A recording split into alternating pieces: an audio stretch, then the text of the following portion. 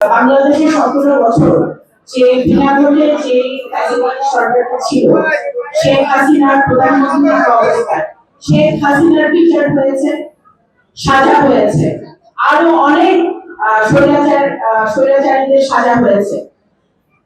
বাংলাদেশ সরকার ইতিমধ্যে যারা পালিয়ে গেছে তাদেরকে ফেরত এনে বাংলাদেশের মাটিতে বিচার সম্পন্ন করা এবং তাদের সাজা সম্পন্ন করার প্রক্রিয়া ইন্টারিম সরকারের সময় শুরু হয়েছে।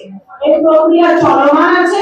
বর্তমানে আমাদের সরকার দায়িত্ব নেওয়ার পর থেকে আমরা যে সকল দেশের তারা পালিয়ে আছে সেই সকল দেশের সাথে আমরা কথা বলছি।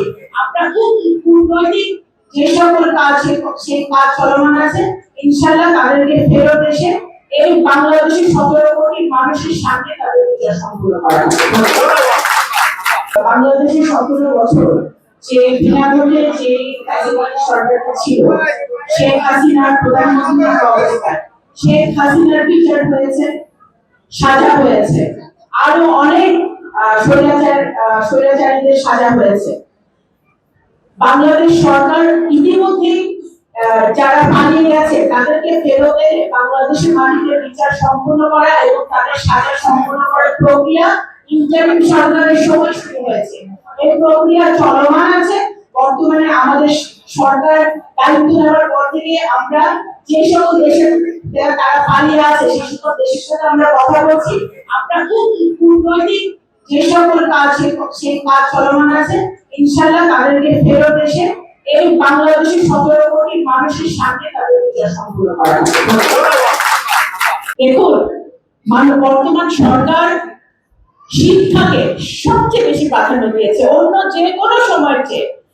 দেশ স্বাধীন হওয়ার পর থেকে অন্য যে কোনো সময়ের চেয়ে বর্তমান যে বাজেট দেওয়া হয়েছে সে বাজেটে শিক্ষা খাতে বরাদ্দ সবচেয়ে বেশি এবং নারী শিক্ষাকে প্রাধান্য দেওয়া হয়েছে। এটি একটি নারী বান্ধব বাজেট হয়েছে।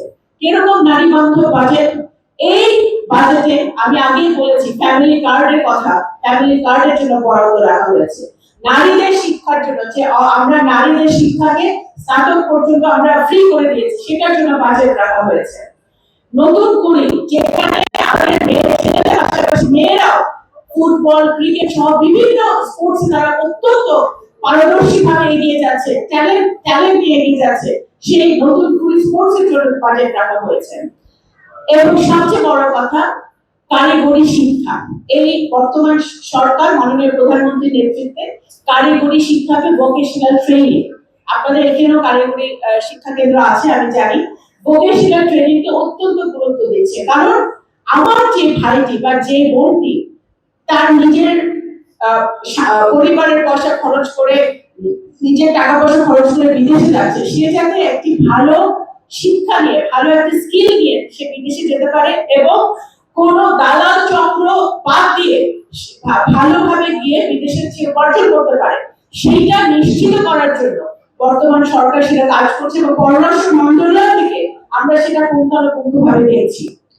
বোনরা বিদেশে যান, বিভিন্ন সময় যদি বিভিন্ন সমস্যার তারা সম্মুখীন, দুর্ভাগ্যবশত আমাদের বিভিন্ন মিশন গুলাতে এমবেসি গুলাতে স্বৈরাচারের লোকজন ছিল।